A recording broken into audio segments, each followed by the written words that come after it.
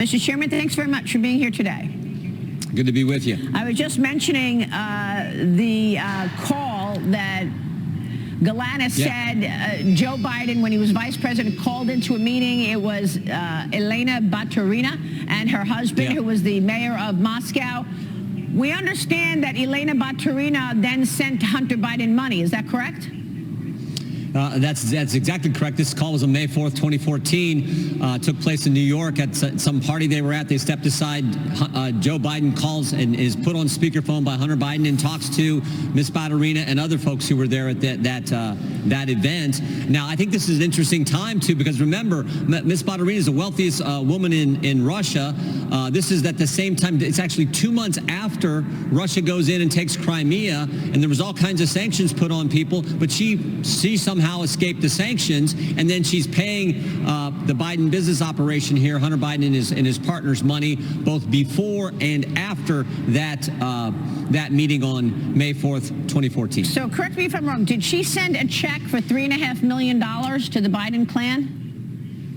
Yep, part of this real estate investment entity that they were working on together. But she, in fact, did that. I mean, and that's the big picture. You know what? You played the clip from Hunter Biden. He said baseless inquiry.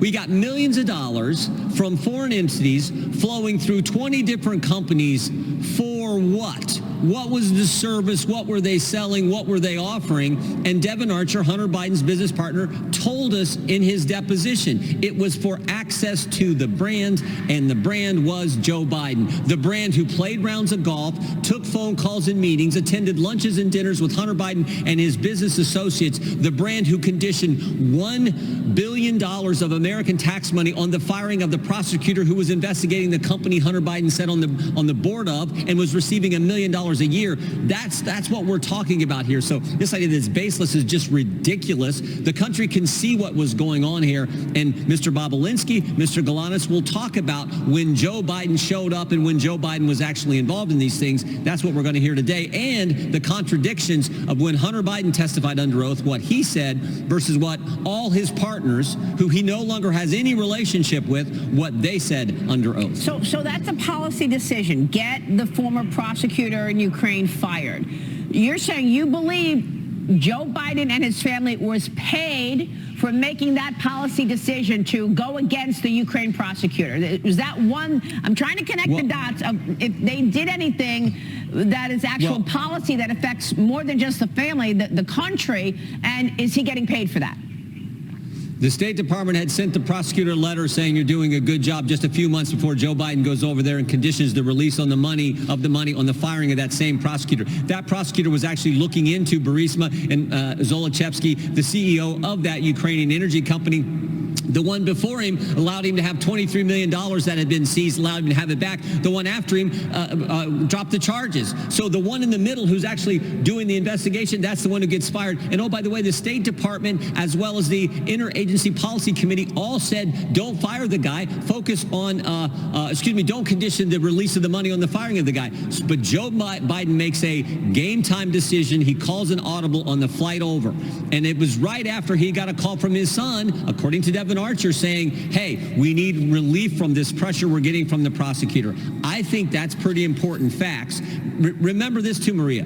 Hunter Biden gets put on the board of Burisma, gets paid $1 million a year. Hunter Biden wasn't qualified. He told us that in an interview he did. He said himself he wasn't qualified. Hunter Biden gets asked by Zolochevsky to relieve the pressure they're under. 4 days later, Joe Biden flies to Ukraine and conditions the release of the tax dollars on the firing of the prosecutor, applying the pressure. Those facts are fundamental. They have never changed. So that, to me, is the key. When you couple it with all the other information we have, that's what was going on here.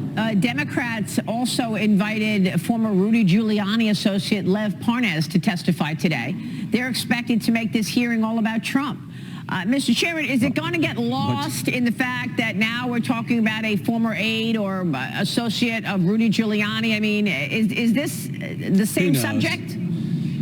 Yeah, I mean, who knows? This is what the Democrats do every time. I mean, last week when we had Robert Hur in telling us that Joe Biden retained and disclosed classified information, he did it because he gave it to his book writer, the ghostwriter, the guy writing his book that he was getting an $8 million advance for. That was his motivation, according to the special counsel. But we're not going to charge him because he's a forgetful old man. That entire hearing, where those were the central facts, that entire hearing, what did the Democrats do? They focused on President Trump because they know President Trump is leading in every poll, and I believe is going to be our next president, which is exactly what this country needs. So I assume they're going to do the same thing today, but that's what they do every day. So I mean, every day they're going to talk about President Trump, big deal. And then there's Hunter Biden's other business partner, Eric Schwerin. He's been described as the money man, the guy who was the architect of all these shell companies. He told lawmakers that a grandchild of Joe Biden may have put money in Joe Biden's checking account. You've got to explain this one to me. He also said that he had access to Joe Biden's checking and corporate accounts through the end of 2017. He said he never saw any loans made out to James or Sarah Biden. We know that Joe Biden received $40,000 payment directly to him, and he says that was a loan repayment check from his sister-in-law in September of 2017. So, Mr. Chairman, I want to get your take on all of this. First of all, why would Joe Biden's granddaughter be putting money in his account? And how much money have you been able to identify that has gone directly to Joe Biden? Because I know your colleagues, James Comer, the chairman of Oversight, has told me that you've identified $30 million from foreign characters all over the world that have sent money to the Biden clan. And I'm trying to understand how much Joe Biden actually got of that, if in fact he got any of it. Well, there's the loan payments, there's the $200,000, there's the $40,000 that we can show. They say it's a loan payment even though there's no documents for it. This is all stuff that the Oversight Committee has uncovered. This is part of the whole strategy here, moving money around all these different companies. What I do find interesting is everyone Hunter Biden seemed to be in business with, whether it was Devin Archer, Rob Walker, Eric Schwerin, Mr. Gilliard, Tony Bobolinsky, or Jason Galanis. None of them will talk to. They've all had a falling out. Hunter Biden doesn't speak with him, but somehow they're all wrong, and he's the only one telling the truth, even though they all tell things that directly contradict what he said under oath. So I find that interesting as well. But yeah, this is the confusion that exists. Millions of dollars from foreign entities flowing through like 20-some different companies, going to all kinds of Bidens. And that, by the way, it's Hunter Biden and Jim Biden who owe money to all kinds of folks as well. So this whole access to the brand that Devin Archer talked about and others have talked about that I think is the central issue here. A new Department of Justice filing reveals one of James Biden's business associates conspired to defraud Medicare with the alleged leader of the Colombo crime family. What happened here? Because I know that the structure of the deal that James Biden did with AmeriCorps, the healthcare company, was very, very similar to the structure of the deal done between the Biden camp and CEFC, the Chinese oil company.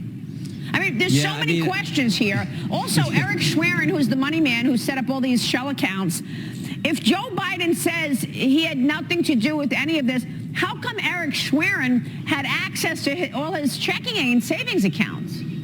Yeah, I mean, Hunter Biden testified, well, that was for convenience. Schwerin handled the money, and it just made it easier. I didn't have to pay certain fees when I was going to wire money, certain wiring fees, and they just did it. I mean, he came up with all kinds of reasons why they did it that way. It doesn't make much sense to me. I think the final takeaway is, though, like, don't get into business with the Biden crew. I think that's fairly obvious because anyone who gets in business with, there's some kind of falling out that always takes place, and a bunch of people wind up being owed money by Jim and Hunter Biden. So that, to me, is one of the big takeaways. But those four fundamental facts relative to the Ukrainian energy company that Hunter Biden sat on the board of, and he told us himself he wasn't qualified. Those four facts with that. He was put on the board. He get paid a bunch of money. He wasn't qualified to be on the board. He was asked to relieve the pressure that was coming to the company that the board he sat on, and Joe Biden took action. I think those four facts tell the central story. And then all this other stuff, I think, buttresses this game that was being played, providing access to the brand. Do you know, did he cancel the China initiative when he first took office as president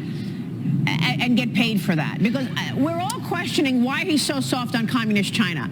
And you and your colleagues have identified money going to this group from China. And I was stunned when he canceled the China initiative when he first came into the Oval Office. again, who knows why, but it does seem strange that happened, and it happened on the timeline that it did. But again, we don't know for sure. We don't know the reason why he did it, but it sure seems strange that he did it. Mr. Chairman, thank you. We'll be watching the open hearing today. We appreciate your time. Thank you. Jim Jordan on All right, Capitol Hill.